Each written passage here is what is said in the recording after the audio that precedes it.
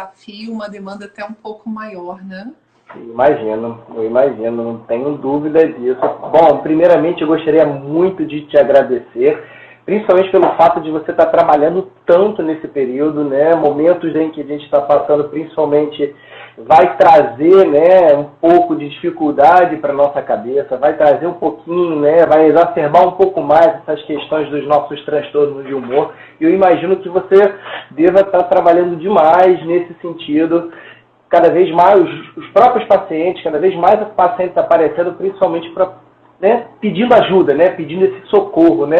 A gente até conversou, né, essa semana um pouco sobre isso.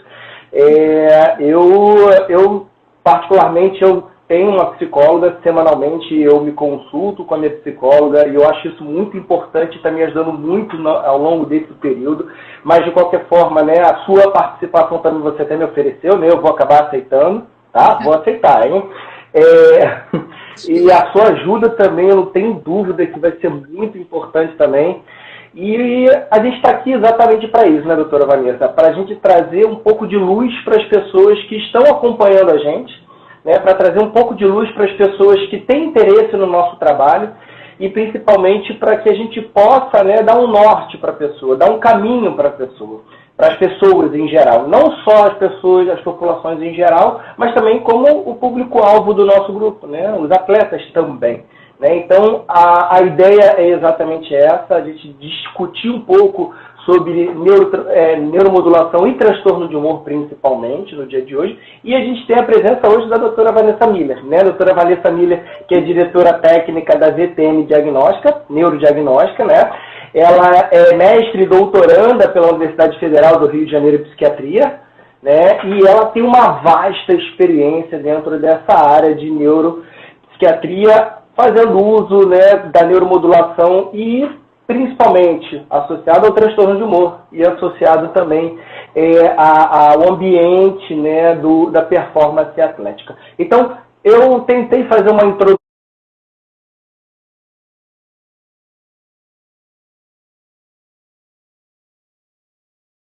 aqui para você, não sei se eu cheguei à sua altura, né, porque a gente sabe que você...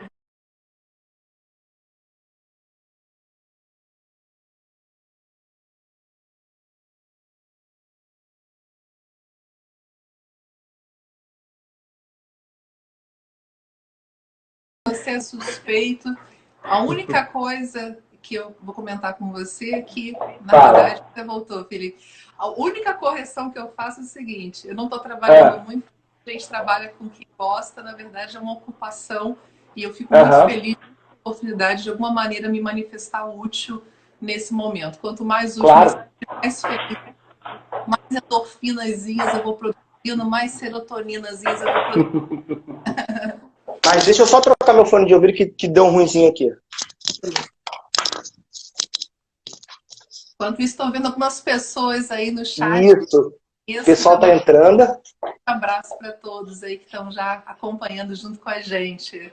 Galera, é um prazer a presença de todos, tá? A gente vai abrir espaços para o pessoal poder perguntar, poder tirar dúvidas, conversar com a doutora Vanessa Miller, né? Entender um pouquinho mais sobre o trabalho dela, mas eu queria que você mesmo falasse para a gente exatamente a sua área de atuação, o que atualmente você está trabalhando mais, qual grupo específico você tem maior intervenção, bem como também das suas linhas de pesquisa, o que você tem estudado mais, o que você tem buscado, né, descobrir novas informações dentro dessa área tão interessante que é a neuromodulação e o transtorno de humor. Não, maravilha. Então, assim, na realidade, minha formação, como você mesmo falou, em neurologia, eu fui caminhando um pouco mais para neurofisiologia, senti um pouco de falta, né, do contato com os pacientes, então acabei voltando um pouco mais, percebendo que os pacientes neurológicos, na realidade, praticamente 60% são pacientes que também têm alguma comorbidade psiquiátrica. Uhum. Né? Uma das coisas que sempre me chamou a atenção era sempre a possibilidade de trazer um pouco mais de estratégias, ferramentas para o tratamento. Né? Uma das coisas que mais me irrita é quando fala assim, só tenho isso, não tem mais o que fazer. Entendi. E veio um pouco mais, né, alinhado, como eu já fazia neurofisiologia, trabalhava um pouco com potencial, né, evocado motor para avaliação de tempo de condução motora central, avaliação do motor, eu tinha um contato com a estimulação magnética, mas muito mais uma ferramenta diagnóstica. É isso que eu vou perguntar hoje. Terapêutica. E a gente, né, voltar um pouquinho mais, né? Isso mais ou menos em 2008, por aí, 2008, 2009, quando, na verdade, veio o boom, né? Até porque houve a liberação pelo FDA e pela Anvisa da utilização da técnica da estimulação magnética transcraniana e começaram realmente a aparecer mais artigos, mais publicações. E hoje, né, antigamente, a gente fala há 10 anos, 20 anos atrás, né, mais 10 anos, ainda estava muito incipiente ainda, né, o campo de pesquisa. Hoje, quando você fala em estimulação magnética ou outras técnicas neuromodulatórias, como a estimulação por corrente contínua, você tem já um arsenal bem interessante, né, já com meta-análise, com estudos qualificados, mostrando que existe realmente uma efetividade em relação à técnica. Por quê? Porque quando você lida com os transtornos de humor, né, a gente está falando, quando você fala em transtorno do humor, você está falando que o sintoma principal é justamente a falta de motivação, é o humor deprimido, é a tristeza, é a baixa concentração, ganho de peso. Né?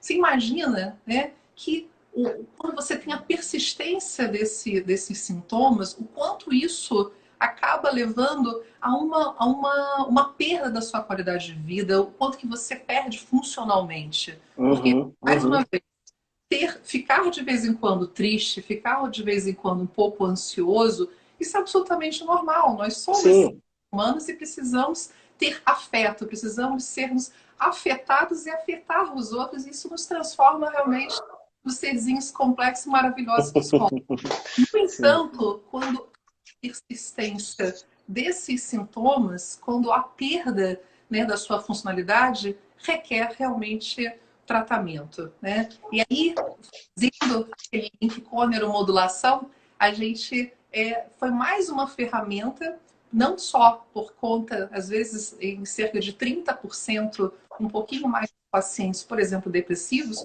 não respondem a medicações, a psicofármacos, aos medicamentos convencionais. Então, interessante. Vamos desistir, vamos deixar... a gente tem que ter realmente outras estratégias e a adesão também, Felipe, que é uma coisa interessante, né? Às vezes você tem um impacto, a efetividade da medicação, mas, por exemplo, às vezes você pode ter alguns efeitos colaterais, como ganho de peso, né? Às vezes disfunção erétil, né?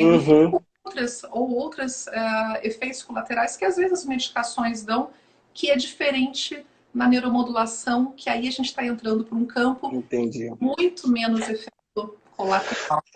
Olha, doutora Vanessa Miller, só pelo que você falou agora, elucidou uma série de dúvidas que eu tenho e ainda quero tirar algumas dúvidas contigo, em cima de tudo que você passou para eu ler, algumas coisas que eu já estava lendo. Assim, eu sou... Pela minha formação, eu tenho formação em educação física, mas eu tenho mestrado e doutorado em engenharia biomédica, né? E eu trabalhava num laboratório do lado do grupo de pesquisa do pessoal de neuro, que trabalha principalmente com a parte de EEG. E assim, eu achava muito interessante toda a parte de análise de dados, toda a parte instrumental, né, e todas as intervenções que eles faziam, né? E quando eu busquei estudar um pouquinho mais sobre a neuromodulação, eu achei muito interessante os diferentes tipos de neuromodulação, né, as diferentes formas de intervenção, né, e principalmente as diferentes formas de atuação, né, exatamente fazendo uso dessa técnica, né? Então, eu vou guardar um pouquinho desse tema para a gente ir um pouco mais para frente, para a gente voltar um pouco mais para o que está acontecendo na atualidade. A Bianca, ela já começou a soltar várias perguntas, né? Sabe como é que é a Bianca, né? A Bianca começa, bota a primeira... Existe um processo acelerado, ótimo, é beta dominante, já que você está falando geograficamente. Eu tento acompanhar a linha de raciocínio da Bianca, mas eu nunca consigo. Patamar aqui em cima, né? É tipo isso aqui, né? Nós somos serizinhos mortais. A Bianca está aqui. Mas, Bianca, essa pergunta é muito boa. A gente vai jogar um pouco lá para frente. A gente já botou como pauta. A gente vai colocar um pouco mais para frente. Mas Trazendo um pouco para a situação atual e principalmente para a área que você trabalha. O que é exatamente transtorno de humor? O que exatamente afeta no indivíduo? O que exatamente afeta no comportamento e na cabeça do indivíduo? Traz um pouquinho de luz para a gente nesse sentido, para o pessoal poder ter noção e saber exatamente como seguir, quem procurar e como intervir nesses casos. Perfeito. Então, assim, a primeira coisa, já o nome já diz, né? Transtorno de humor significa o quê? Você tem justamente o foco principal dos seus sintomas é o humor. Você tem, como se fosse durante uma persistência, durante um determinado período, você tem justamente um acometimento, um humor deprimido, ou associado com uma falta de prazer, tristeza. Isso eu estou falando em relação, pensando em depressão, porque no transtorno de humor, os mais conhecidos justamente, seria a depressão, o transtorno bipolar, tipo 1 ou tipo 2. E o que acontece? O principal conceito é a questão temporal, O fato de você ter, em algum momento, alguma dificuldade, alguma disfunção do seu humor, digamos assim, se um dia você acorda irritado, isso não é ansiedade, assim como se você acorda um dia triste, isso não é depressão. Você precisa de um determinado tempo para que você tenha a configuração do diagnóstico. A verdade é o seguinte, se a gente utilizar os parâmetros diagnósticos, as qualificações, a gente está falando no DSM, no CID-10, só que é muito difícil você, para cada indivíduo, simplesmente que ele encaixe plenamente nos parâmetros. Isso é muito simples, porque cada indivíduo tem um cérebro. Sim. E essa manifestação, justamente com diferentes estudos, com ressonância magnética funcional ou cintilografia de perfusão, a gente sabe que as cerebrais deflagram respostas diferentes. Então, por exemplo, se atualmente, se você tiver, não, espero que não aconteça aí, mas assim, um acidente vascular cerebral, por exemplo, na região ventromedial do córtex pré-frontal, possivelmente uma hora para outra você vai sentir um indivíduo completamente aquele sentimento de culpa, um sentimento de angústia, tá certo? Então, tem que entender que para ter sintomas você tem que ter desequilíbrios. Desequilíbrio químico, em relação aos neurotransmissores. A gente fala não só, às vezes, em produção, a gente fala, às vezes, também da captação desses neurotransmissores. Tenha, na verdade, a comunicação adequada entre esses neurôniozinhos, nessas sinapses deflagrar respostas que vão, na verdade, deflagrar como é que está o seu humor. Entenda, humor é diferente de emoção. É diferente. Humor é como se você tivesse uma linha, um período.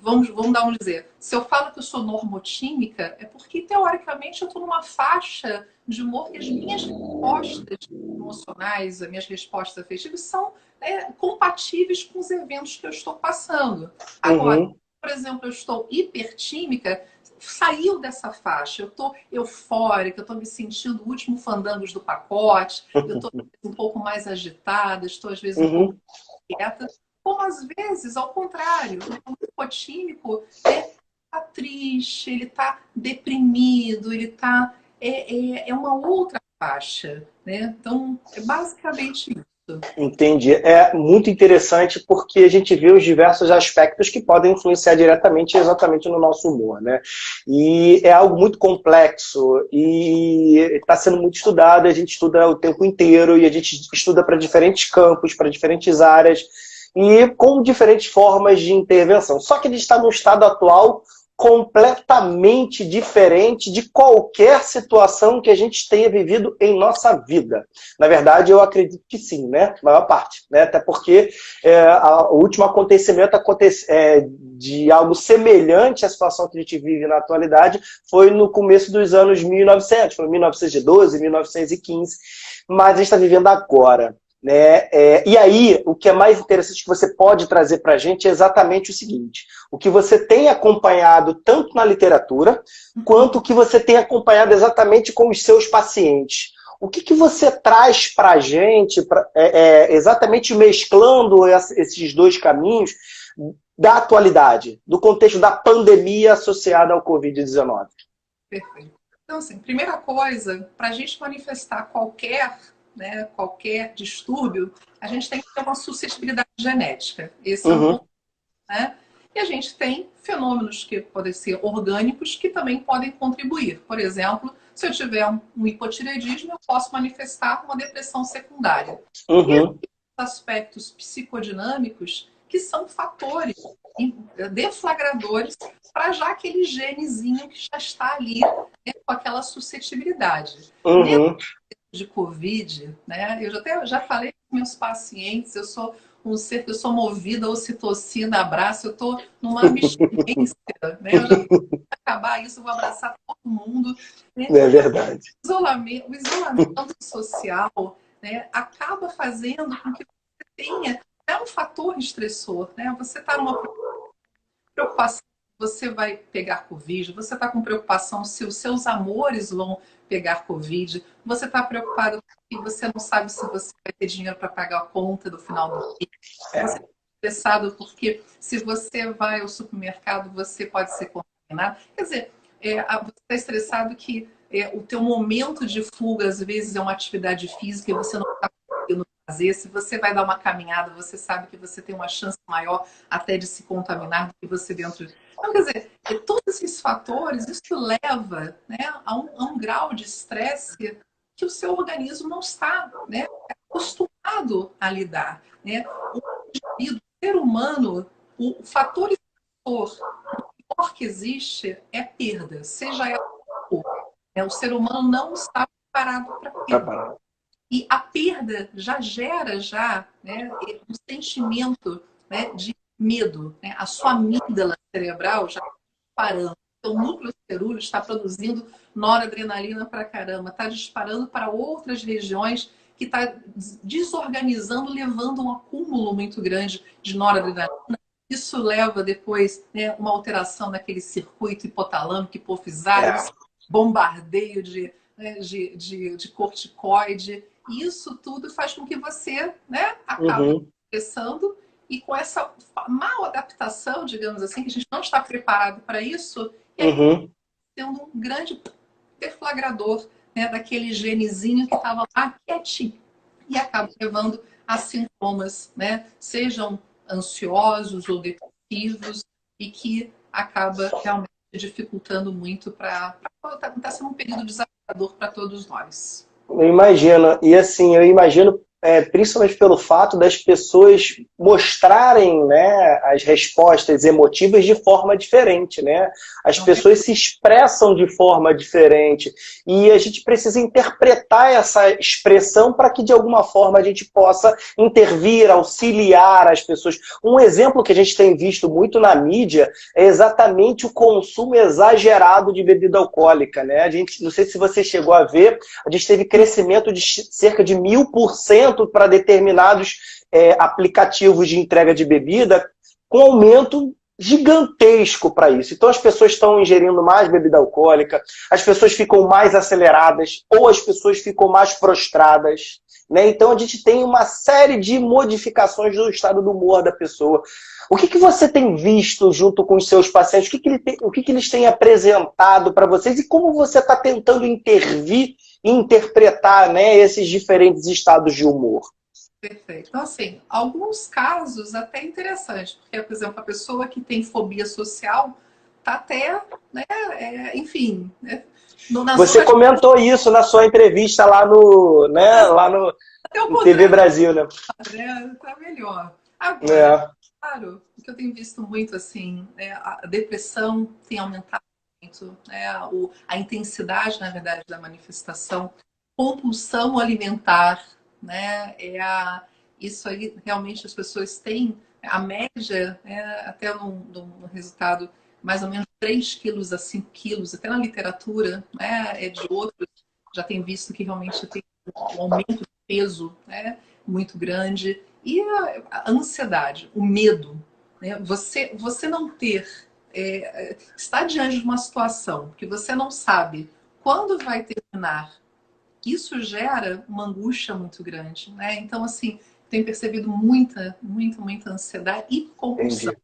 Uma coisa Entendi. interessante, Felipe, o uso de bebida, como qualquer outra droga, né? Se você pensar, o álcool é realmente a droga que ela está aí, né? A gente encontra aqui no Brasil, na Uhum. no boteco, você no disque. E uma coisa interessante, que muitas pessoas às vezes vão justamente para a bebida, porque o álcool, por atuar no receptorzinho de cloro, né, o que ele faz? Ele acaba levando inicialmente aquele quadro um pouco de euforia, porque você tem uma liberação do córtex É, tal, mas depois você tem, ao contrário, um quadro de relaxamento. Então ele serve como, teoricamente, um ansiolítico. O entendi. problema é que ao invés de repente da pessoa buscar, né, cuidar dessa ansiedade de uma forma mais saudável, seja ela, né, para uma respiração diafragmática, ou seja para uma, né, uma meditação, ou para uma arte terapia, ou por de repente né, uma consulta online para saber o que está acontecendo, ou às vezes o contato com a psicoterapia, às vezes a pessoa está indo para a bebida, né, para justamente Entendi. diminuir essa ansiedade, e a gente sabe Uhum. que o álcool, né, ele acaba levando a dependência e neurotóxico, né? Neurônios que não É, podem ter álcool, só numa quantidade muito pequena, e mesmo assim os estudos são, né? entendi. É assim, é uma questão que eu gostaria até de pautar, né, para a gente passar para a próxima etapa, mas eu gostaria muito de pautar e levantar na nossa live, porque a gente está falando com muitas pessoas que estudam na área, muitas pessoas, muitos pacientes seus, muitos alunos nossos do nosso grupo, e eu acho que vale muito a pena a gente levantar brevemente essa pauta, só para a gente mostrar a importância, né, do acompanhamento, né, psicossocial, neuropsiquiátrico, dentre os seus pacientes, percentual de sexo, masculino ou feminino, quem predomina? Tá. Em depressão, feminino, tá? 70, 30, 60, 40, mais ou menos, né? Em Uhum, torno de ansiedade, é uma relação inversa, né? Mais ou menos mais homem. Transtorno de personalidade equivalente, uhum, compulsão alimentar, aí a gente já entra em 70, 80, na verdade 80, os transtornos alimentares 80, 20 para mulher em relação ao homem, né? É mais ou menos nesse percentual os principais. Do ponto de vista neurológico, acho que é importante falar também que, né, principalmente enxaqueca, cefaleia tensional, né, muitas pessoas estão descompensando os fatores de risco, hipertensão, diabetes, isso pode estar levando a picos hipertensivos, ao aumento da chance de ter, né, ataques isquêmicos transitórios, acidente vascular. É importante a gente também abordar esses fatores de risco e até o próprio estresse, a própria ansiedade, levando a alterações, né, fatores de risco para ter uma alteração neurológica, né? interessante, interessante, porque é importante a gente colocar essa pauta para mostrar a importância, independente do sexo, independente, né, do transtorno, que a gente tem que buscar sempre ajuda sim, a gente sempre tem que buscar um profissional especializado na área. Mas voltando para a questão da pandemia, e aí a gente tem um público-alvo que é de muito interesse para o pessoal do grupo, né, para o pessoal, né, tanto do Laboratório de Psicofisiologia e Performance, né, combate e esporte, como também para a galera que nos segue. É exatamente o grupo específico de atletas, né? É uma situação bastante complexa o momento que a gente se encontra, porque não tem como. O público esportista, os atletas, eles são pessoas livres, né? Eles querem ir para a rua, praticar o desporto, fazer o que ama, competir, só que tem uma questão muito importante atual que está impedindo que os mesmos possam realizar suas atividades cotidianas. E aí o que eu pergunto para você? Existe algum ponto aí de diferença desse grupo específico para a população em geral? A forma de intervenção com esse grupo está sendo diferente? Traz um pouquinho da sua experiência, o que você tem seguido no seu cotidiano, atuando especificamente com esse grupo. Perfeito. Então, assim, primeiro a gente falar sobre a literatura em relação à saúde mental, a gente sabe que existe uma deficiência muito grande, né? E alguns estudos mostram que, na verdade, é muito subestimado os transtornos mentais. É uma coisa que a gente estava conversando outro dia, né? Aham. Os atletas de elite, né, praticamente 50% vão ter chance, pelo menos uma vez, de ter algum transtorno mental. Imagina quais são os fatores de risco, né, para ter esse desenvolvimento da saúde mental. Ganho de peso, lesões, né, Uhum. a insegurança, né, em relação à sua performance. Então, se a gente analisar esse momento de quarentena, né, num ano que seria o ápice para os atletas, que seria participar, né, de Das uma Olimpíadas. Olimpíada, imagina a pessoa que ficou investindo todo o seu tempo, né, toda uma rotina, e de repente, simplesmente, não saber como é que está seu condicionamento cardiovascular, não ter mais o contato, né, facilitado no local que treina, não ter o apoio do seu treinador, às vezes diretamente. Você Uhum. traz, né, a busca também, a angústia de saber se você vai conseguir ter um controle de peso, né? Uhum. Certeza de saber se você vai estar apto para, de repente, participar quando retornar disso tudo. Então, quer dizer, são vários fatores que acabam levando a né, um incremento na possibilidade de ter uma manifestação de uma doença mental. Então, assim, o nosso grupo não tem dúvida, né? Se a gente for realmente, né, fazer isso a gente até falou, né? Que depois a gente vai, É, enfim, amparar da melhor forma possível. Já conversei possível. com a doutora Bianca, a gente já estava conversando sobre isso. Realmente, Uhum. o grupo vai carecer realmente de um suporte muito grande. Eu acho que até durante esse processo mesmo, às vezes até online, para ter, um suporte mental, mas não tenha Uhum. dúvida, é um grupo de risco. Existe um estudo que fala que o atleta, ele tem praticamente 650, mais ou menos, fatores de risco associado para ter uma manifestação, né, de uma doença mental, né? Então, assim, Uhum. está lidando já com um grupo que às vezes, né, não fala, né, fica um pouco subestimado, porque existe, eu acho que se o estigma, infelizmente, na sociedade ainda é alto para alguns transtornos, que da mesma forma que uma pessoa pode ter diabetes, hipertensão, pode ter qualquer doença, as pessoas podem ter depressão, transtorno de ansiedade, pode ter Sim. dependência química, etc. Uhum.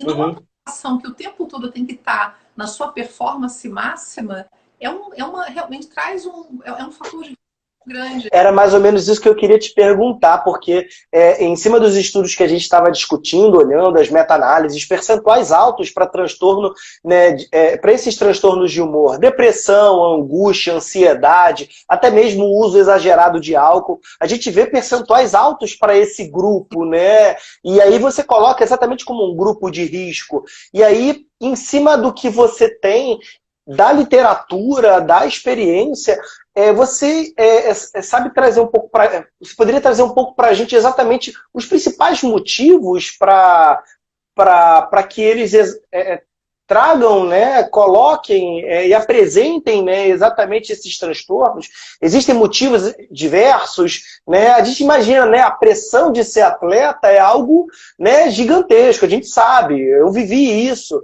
né? Mas o que mais pode estar envolvido com isso tudo para eles terem mais chances de apresentar esses transtornos? Uma das coisas seria o próprio overtrain, é um dos fatores de risco, né?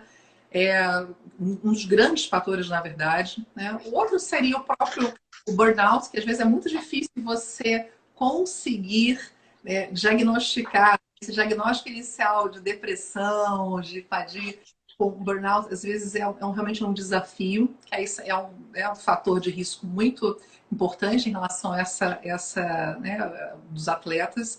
E essa preocupação excessiva com desempenho, a preocupação excessiva com controle de peso, né, e o risco de lesões, né? Então, assim, você tem que você se preparar para ser um atleta de, enfim, de final de semana ou aquela coisa